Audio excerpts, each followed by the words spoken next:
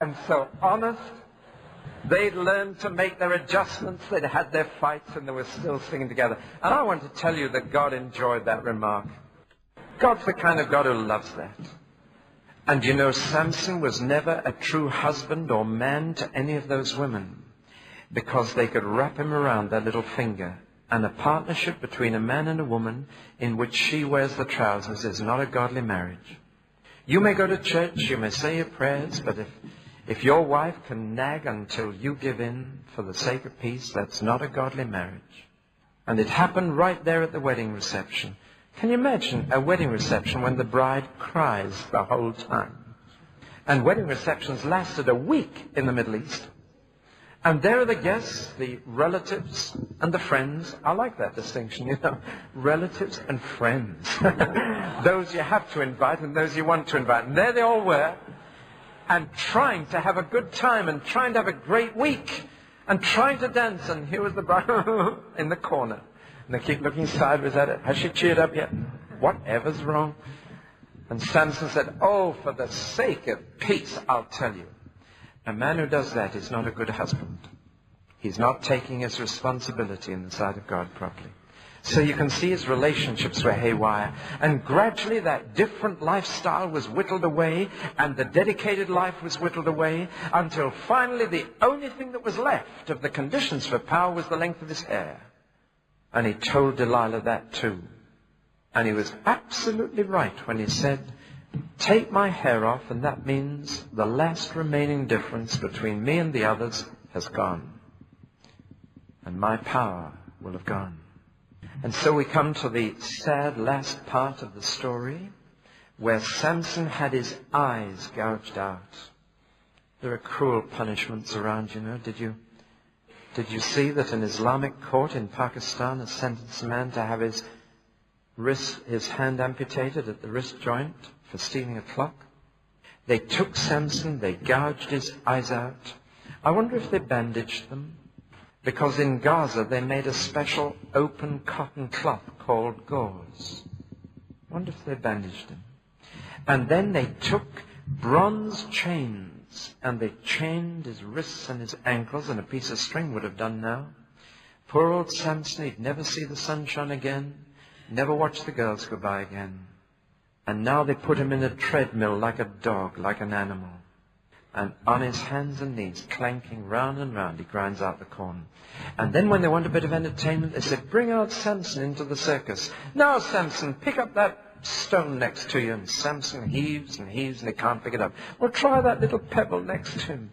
And they praised their pagan god because of Samson's weakness. That's perhaps the most dreadful thing. As pagan people look at the church and say, mustn't the Lord they praise be a weak God? Look at their weakness. Well, we've reached the end of the story, or almost. One day, Samson rubbed his head and felt the stubble coming through and realized his hair was growing again. And he didn't make the mistake most preachers and Sunday school teachers make and said, you see, his strength was coming back. It wasn't. It made him think, and it made him pray, because now he knew where his strength lay. It wasn't in his hair. It was in the God who told him to grow his hair long. And so he began to pray. For the first recorded time in the whole story, it says Samson prayed and said, God, remember me? And God must have said, Samson, I never forgot you. I have allowed all this to happen. I've allowed your eyes to be gouged out. I've allowed your hands to be chained, because at last I've got you where I can use you. For my strength is made perfect in human weakness. And I have to break a man before I can use him, if that man will only seek my Holy Spirit for his own ends. Did you know that God has to break you before he can use you?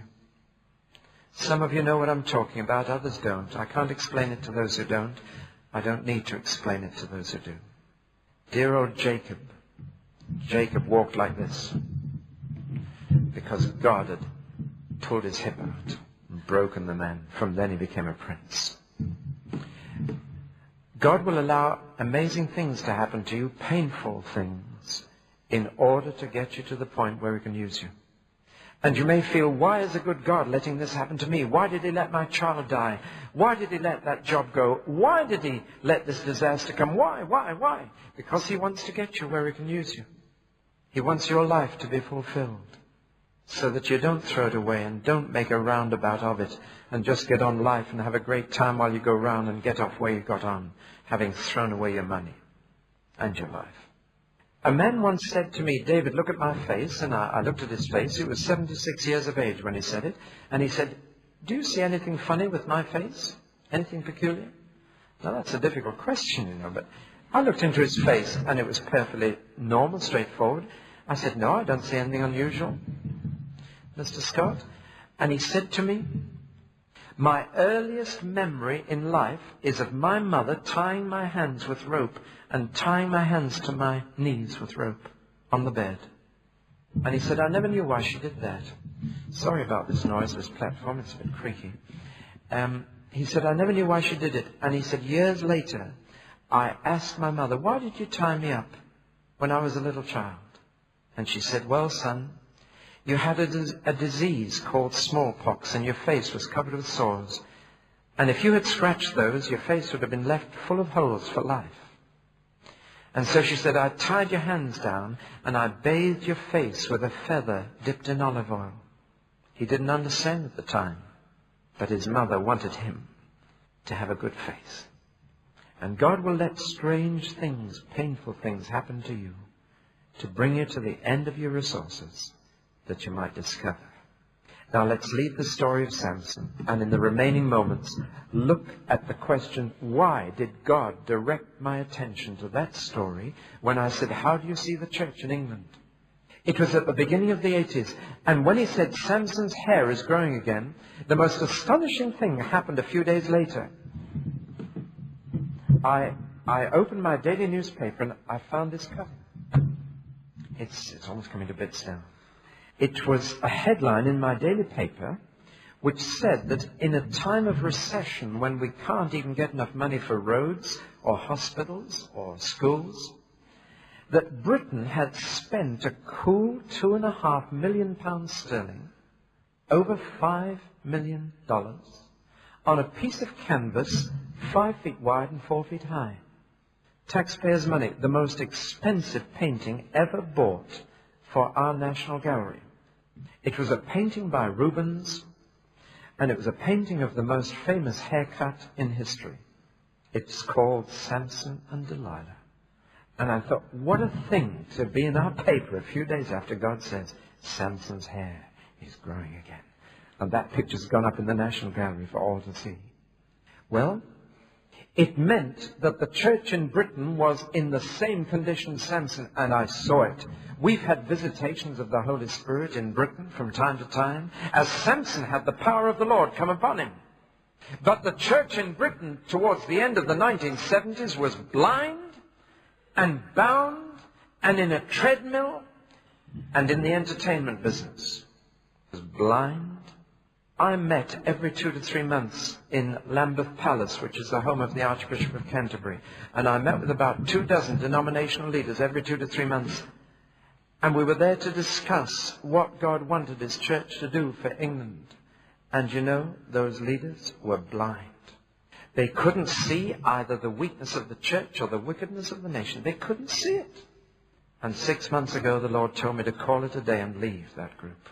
I struggled for over 2 years, 3 years nearly, to say, can't you see?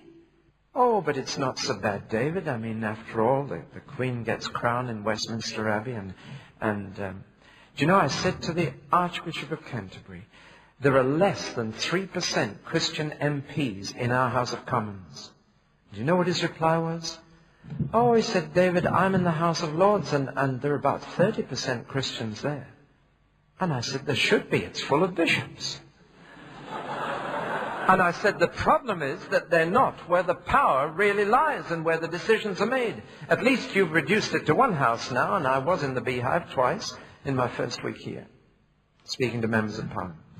But you see, that was the kind of response. And one just cried Lord, how blind can the church be? Who gouged out our eyes so that we can't see how pathetic we are? We can't even see ourselves as the world sees us. In spite of the fact that every time a clergyman appears on TV in a drama or anything, he's a buffoon, he's a figure of fun. We seem blind to what the world thinks of us. And blind to what God sees in the world too. I mean, God has to watch a baby thrown into the gas oven every 6 minutes in Britain. We seem blind to it.